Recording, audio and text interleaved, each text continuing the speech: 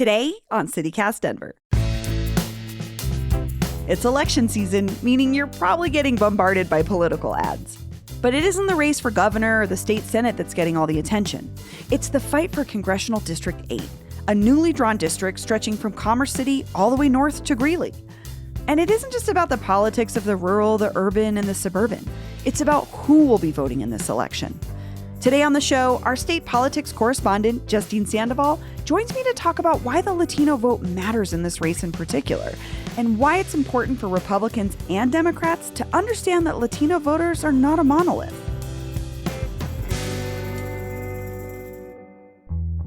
Today is Tuesday, September 20th, 2022. I'm Bree Davies, and this is CityCast Denver.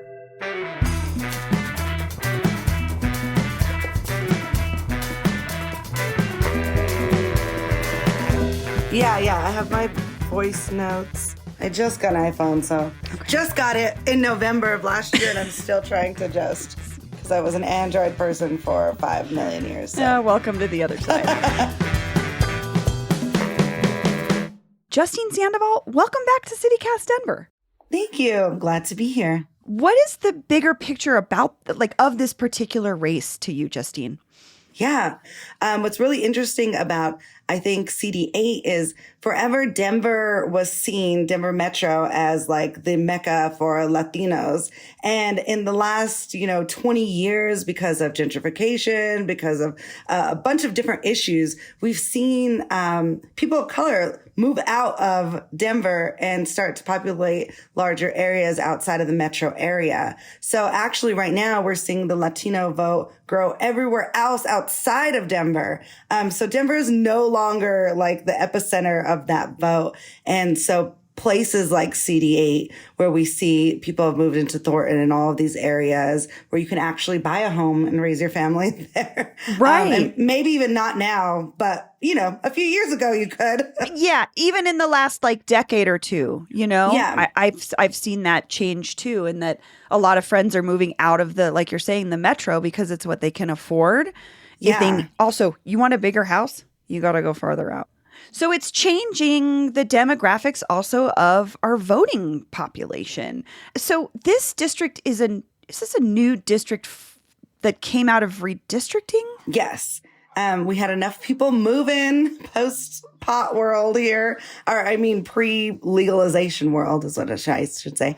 And that population boom, per the 2020 census, gave us another congressional district, and that's Congressional District 8.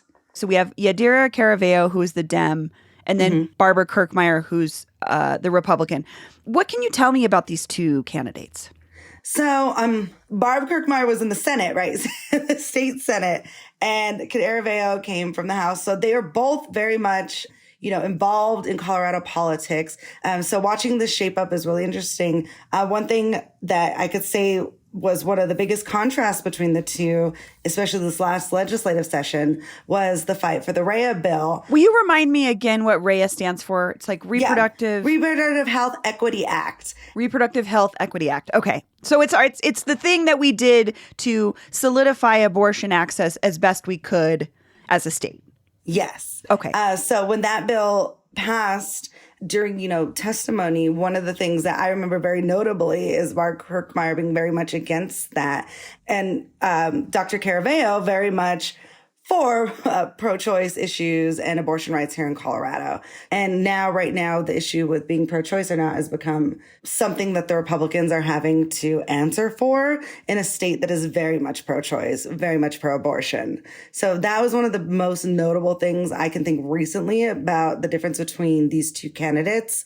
And, representation also in that area. You have a large Latino population there, and you have someone like Yadira Caraveo, who, is very much, I think, inspirational for a lot of people in that community, like per her background and everything. But you also do have a lot of conservative older votes that are still living in those districts and still there. And you can tend to see that split. So, another thing they face is the big test of all is always what the economy is like, especially during midterms. And people tend to flip towards one side or the other, depending on how they feel the economy is doing. Sure. And I have to say, the one Barb Kirkmeyer commercial that I recall that I saw recently is really hinging on that, the economy, jobs, and things like that. But I also find something interesting is a lot of times when we hear this conversation about abortion and Latino communities, there's this crossover with Catholicism, right? And religion and how that plays into folks' experience and how they vote. And I wonder if you think how that plays out in 2022. I think it's playing out a lot, especially when it comes to abortion. And I find this very interesting. My family was part of the Chicano rights movement, and the Catholic Church used to actually represent more of a social justice movement in the 60s and 70s. A lot of that had to do with like the unionization of farm workers and, Chicanos, Latinos, Mexicanos who were working to unionize, to fight for their rights in the labor force.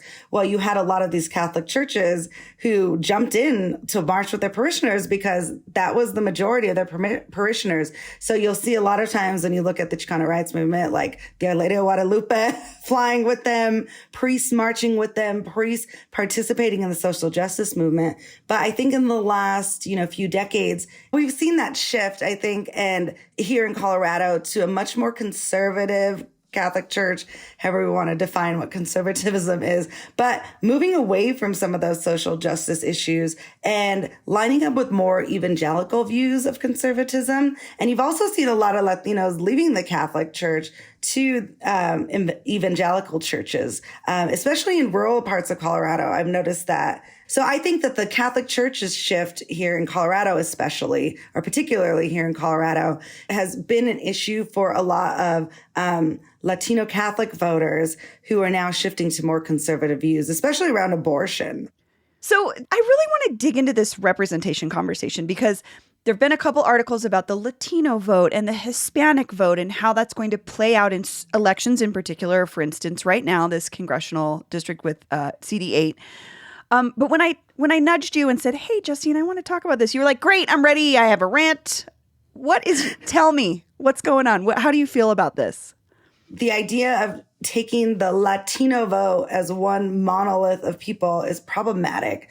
And it's problematic across the nation. And a lot of times you'll see CNN and everyone have conversations like, why do Cubans vote so conservative and Mexicans vote? I'm like, the two different worlds. Like we need to.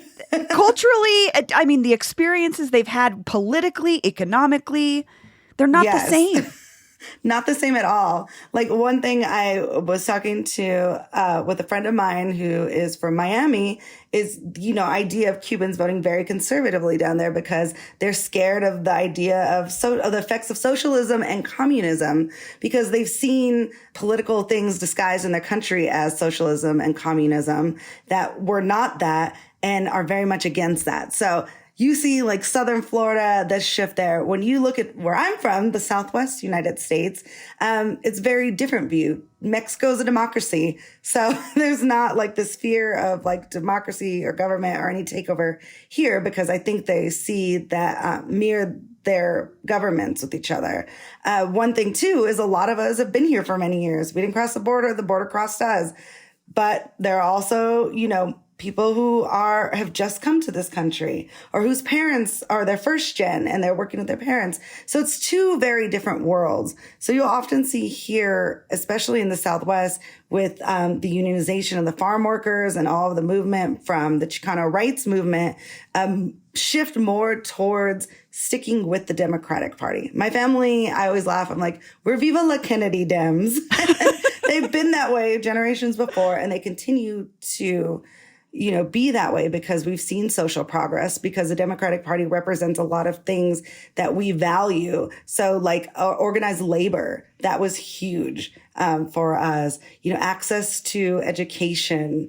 There was very much this, I think, blatant racism of like Mexicans go away, like Mexicans versus white culture here, that we see that the Republican Party represents this idea of like anti-Mexican, anti-Black. Yeah. But I think we see that cultural divide still and remember that from our social justice movements that we went through. So the Democratic Party still has a stronger hold in the Southwest than it would do in other parts of the country.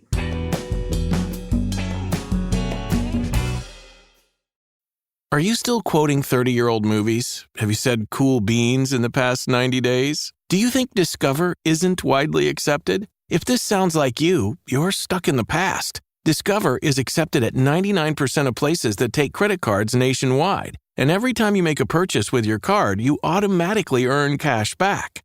Welcome to the now. It pays to Discover. Learn more at discover.com/credit card, based on the February 2024 Nielsen report. Going back to the CD8 race, I'm thinking about representation, and Yadira Caraveo identifies as Latina, and I wonder how much that factors in for Latino voters. Is it important? I mean, it's hard to tell. And every single election cycle, I have to step outside of my own personal Chicana bubble and look at it. Because to us, forever, that was very important. I think what you've seen a lot of, too, with the Republican Party is recruitment of Latinos. So that line is a little blurred. When back in the day, it was like, you just vote for anyone who has a Latino last name. Mm-hmm. A lot of time in our culture. And all of those candidates were usually Democratic candidates. So now you see that, both parties are recognizing how important the Latino vote, I hate the monolith vote or whatever you want to call it, Latino vote is. So they are both, making efforts to run candidates who represent that culture. And so it blurs the lines, I think. So when you get people knocking on your door, it's kind of like you're not assuming that the Latino last name is a Democratic candidate anymore and that they have options. So I think that's become an issue in the last several decades. Sure.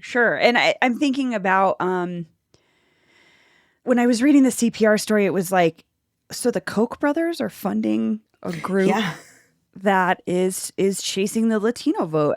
How does that feel or look to you as somebody who's been involved in politics for the last decade and a half? Yeah. Is that surprising to you, or is that sort of just like, well, of course? I mean, it makes sense. I have my feelings on each political party, but you would be out of your mind to not be doing any efforts right now to be courting the Latino vote. But they've done a good job at it in a lot of ways.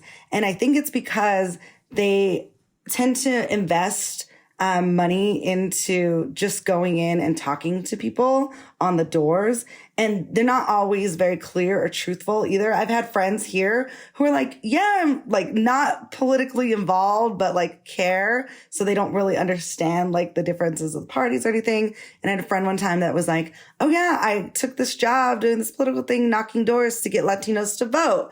And I was like, wait, let me see what you're passing out there. And I was like, oh, this is for the Republican Latino outreach. And I let her know because I know she's very much a Democrat, but had no idea because a lot of that is disguised as we're just trying to get Latinos to vote. But they're very much aligned with the Republican Party, which becomes the issue because you have other groups that are, trying to get the Latino vote out who, are swaying one way or the other. I think that there's a clear line that we are working to get more people to vote democratically. And that's one thing we've seen in polling in the last decade or so is that the Latino population is more likely, if you give them enough information, have conversations, will move towards one issue or another. They're not staunch on one thing or another. And then there's issues that both parties overlook talking to Latinos about. One is the environment and environmental justice. When I did conservation work, Latinos were more likely to be concerned with the environment than any other racial group in the United States.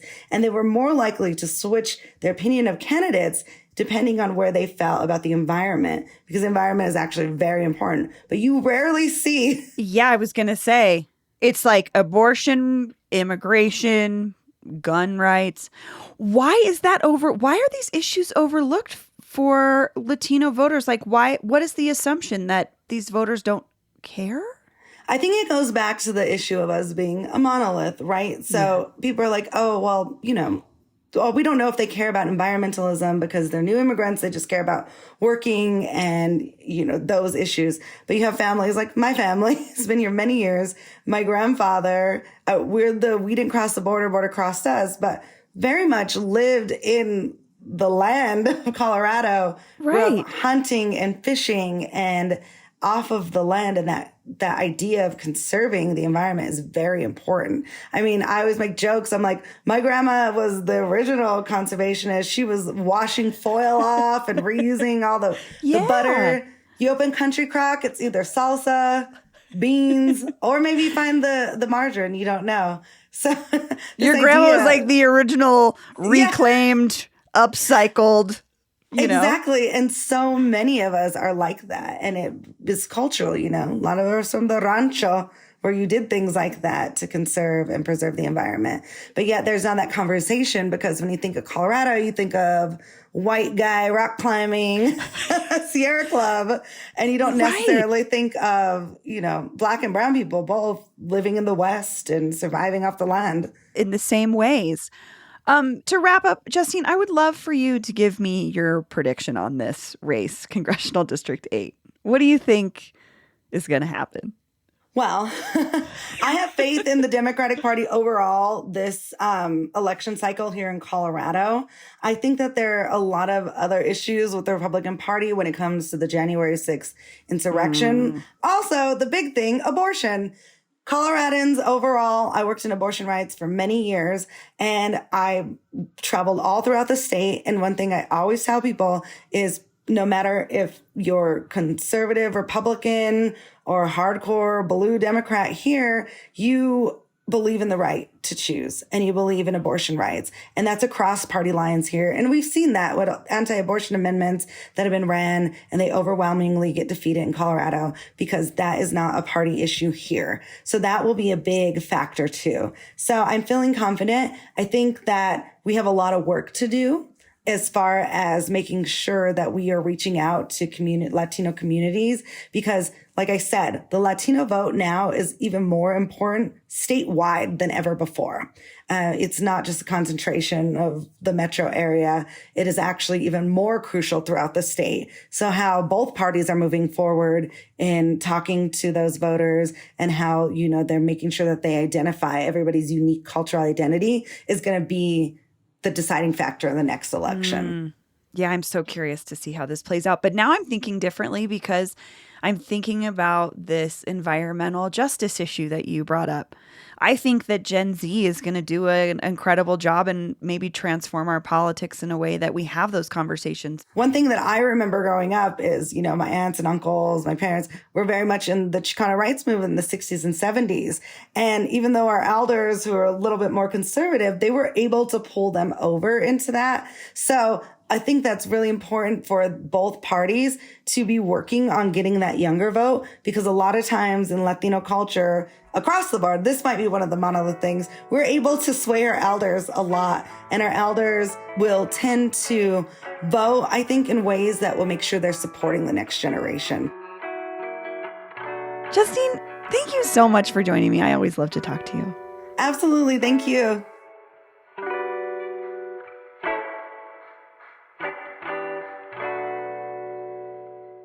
And here's what else Denverites are talking about. She said yes. In an NAACP candidate forum over the weekend, Republican challenger for governor Heidi Ganahl answered yes when asked if she believed President Joe Biden was, quote, legally elected. Colorado Newsline reports that Ganahl has been dodging questions on the campaign trail related to election conspiracy theories, though she's publicly supported groups that promote disinformation about the 2020 election. And in other mediocre news, turns out we not only suck at recycling, we suck at composting too. CPR reports that while composting programs are expanding in Colorado, consumers aren't great at monitoring what they put in the compost to begin with. Glass, plastic utensils, produce stickers, and even common household items like shoes are ending up in the compost bin, rendering it unusable. This means that instead of becoming nutrient-rich soil, the compost ultimately ends up back in the landfill. In January 2023, Denver will switch to a citywide composting service. So here's to hoping we get our trash together by then. That's all for today here on CityCast Denver. If you enjoyed this show, why not take a minute to tell your local trash man about us? Rate the show wherever you get your podcasts and subscribe to our morning newsletter. We'll be back tomorrow morning with more news from around the city. See ya!